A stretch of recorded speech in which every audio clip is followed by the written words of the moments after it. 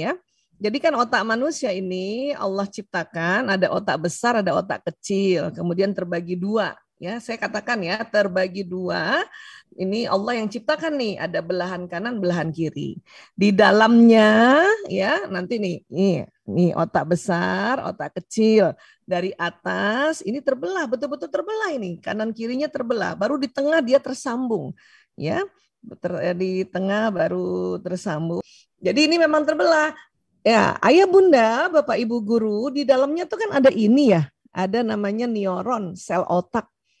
Ya, bentuknya seperti ini, kayak ada kabel-kabelnya, jumlahnya 100 miliar. Ya, nah di otak ini, cara kerja otak adalah ini kabel-kabelnya akan saling sambung menyambung, ya, dan nanti di dalam selnya itu menampung data-data. Ya, jadi kerja sel otak itu kalau dapat uh, ilmu, dapat nasihat, dapat pengetahuan, itu dia nyambung kabel-kabelnya. Nanti data-datanya tersimpan di dalam sel, inti sel. Ya, jadi dia nyambung. Walaupun saya sering bilang dia tersambungnya bukan kabel ketemu kabel menempel, bukan begitu. Ada celah di sini.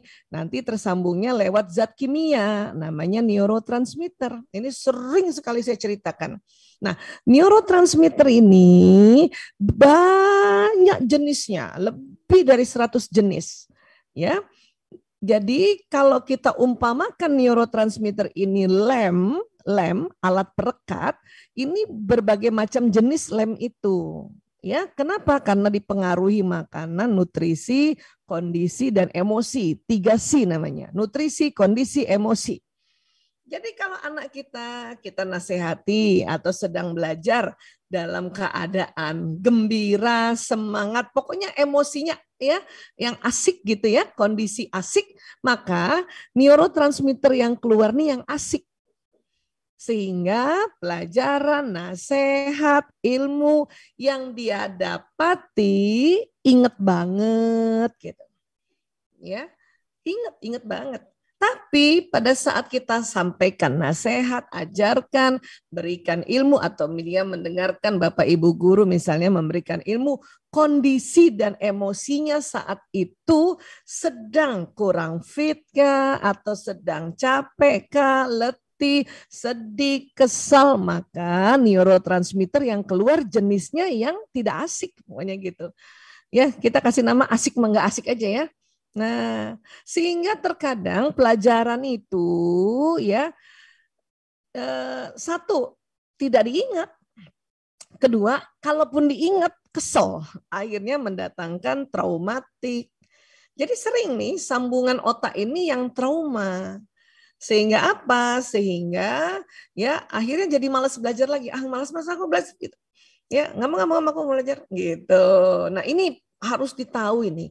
Apalagi buat kita yang mempunyai tugas tarbiyah, ya memberikan pendidikan, baik ayah bunda maupun bapak ibu guru harus ngerti sedikit saja tentang kerja otak manusia. Ya, bahkan ini zat kimia yang keluar ini tuh jalannya cepat sekali, kayak listrik dan memang terjadi listrik ini. Coba ya kita lihat tuh, ya. Jadi kayak listrik ya. Dan sering saya dengar orang-orang awam bilang ya itu otaknya koslet tuh. Ya benar, karena listrik ini kalau keluarnya ya terlalu berat atau terlalu capek atau kita ngajar anak dengan melotot, menghardik, membentak ini kudu dahsyat keluarnya, bukannya nyambung tapi malah bikin angus. Oh, saya sih tambah-tambahin aja nih sekalian deh. Karena otak seneng banget kalau istilahnya ekstrim. Angus gitu. Walaupun mungkin bentuk angusnya itu beda dengan angus yang ada di dunia ya. Iya. Artinya sambungannya menjadi trauma ya. Dan sambungan di otak nggak cuma satu kabel, banyak kabel gitu ya. Nah, kemudian ada lagi cara kerja otak apa? Ada namanya cara kerja otak berikutnya adalah pengulangan, repetisi. Supaya apa? Supaya otak ini ya berulang-ulang sambungannya. Sehingga kalau kita memberitahu Ananda tentang satu nasihat kah atau arahan kah, memang harus diulang-ulang. Supaya anak itu makin apa coba? Makin tahu, diulang lagi makin paham, diulang lagi nanti insya Allah makin sadar ya, diulang lagi akhirnya dia bisa memanifestasikan atau mengaplikasikan ya. Tadi kan Bu Uliana berharap Anandanya yang sudah sekolah di pesantren kan harusnya ya kan dia di rumah ya sudah bisa melakukan seperti apa yang di pesantren kan gitu ya. Ya. Sebetulnya bisa dia lakukan, hanya kadang-kadang ya otak ini terkadang mau kalau di rumah rileks sebentar Bunda, rileks sebentar. Ya, saya juga mungkin para bunda yang pernah pernah sekolah di boarding school kah atau training lah misalnya training 1 pekan misalnya kerja dapat training 1 pekan itu sampai di rumah nggak mau tuh bahas 1 minggu yang kemarin ditrainingkan itu misalnya ya. Saya pernah dulu waktu mahasiswa itu penataran P4 tuh 40 hari. Ya, setelah 40 hari di rumah tuh nggak mau ngomong tentang P4. Siapa yang ngomong P4 saya suruh diam. Kenapa? Karena otak mau diam dulu, tenang dulu gitu. Ya, supaya nggak bosen gitu. Supaya ada sambungan baru untuk memberi makna. Jadi jangan heran kalau Ananda bukan berarti apa yang diberikan di pesantren nggak dilakukan ya. Dia bisa tapi tunggu dulu, sabar dulu. Dan memang perlu diulang-ulang dalam bentuk hal yang lain karena kalau ulangan-ulangannya bentuk sama sering membosankan. Jadi tidak ada sambungan lain. Jadi sepi otaknya. Otak kalau sambungannya nggak banyak, itu nggak cerdas. Ya, Bu Aisyah ribet ya otak. Iya emang. Bunda, kalau siapa Bunda yang sampai yang sekarang lagi, aduh ribet banget ya otak aku, itu harusnya bersyukur bahwa Bunda makin cerdas namanya. Jadi kalau Bunda merasa otaknya ribet, itu Bunda cerdas, ya. Karena memang otak ini semakin cerdas, semakin riwah ini, makin ribet ini sambungannya. Ya, jadi coba diubah. Kalau Bunda ribet, ya, nah ini ada sahabatku ini, Bunda Mas Luka. Kalau Mbak Mas Luka bilang, aduh Bu Aisyah, aku kok ribet banget. Coba diganti, Bu Aisyah, aku kok tambah cerdas. Nah, itu benar namanya itu. Kenapa? Karena semakin ribet itu otak, itu semakin cerdas. Ya, kalau pintar apa sih Bu Aisyah? Pintar itu diulang-ulang, makanya menjadi tebal. Itu pintar. Ini tinjauan neuroscience ya. Pintar itu pengulangan, jadi dia tebal. Ini pintar. Ya, jadi kalau ada anak saya pernah bilang, Bu, aku kok nggak pinter matematika, tenang aja nak. Kok tenang Bu? Ulang-ulang aja. Kok diulang? Iya, otak kalau diulang-ulang jadi pintar.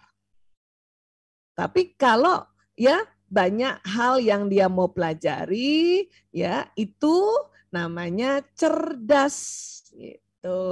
Nah, anak kita tadi ini dari curhatannya Bunda Uliana, ya anak saya malam dia jadinya lihat gadget, ya. Nah, anak-anak kan lihat gadget sekarang untuk mengambil informasi, mengambil data. Dulu zaman kita, barangkali saya, Pak Kurniawan, sama-sama kita lahir tahun 68 barangkali Pak. Ya, siapa Bunda yang lahir tahun 60-an 70-an, zamannya kertas, betul? Buku. Makanya dulu namanya buku jendela dunia. Sekarang enggak lagi. Gadget jendela dunia. Betul enggak Pak Kurniawan? Iya, ini saya lagi lihat Pak Kurniawan, makanya sambil ajak dialog. Sekarang gadget jendela dunia, Bunda. Ya, sekarang boleh nggak para Bunda supaya nggak berantem terus soal gadget?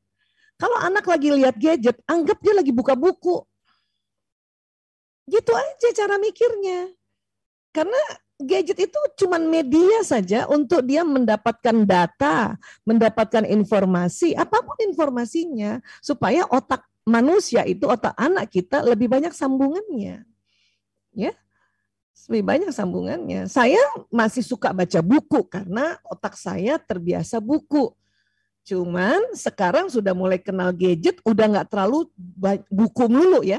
Saya kombinasikan buku dan gadget. Nah, anak milenial yang memang eranya gadget atau gawai, tentu mereka akan lebih banyak mengambil gawai dibanding buku. Mungkin 90% gawainya, 10% bukunya.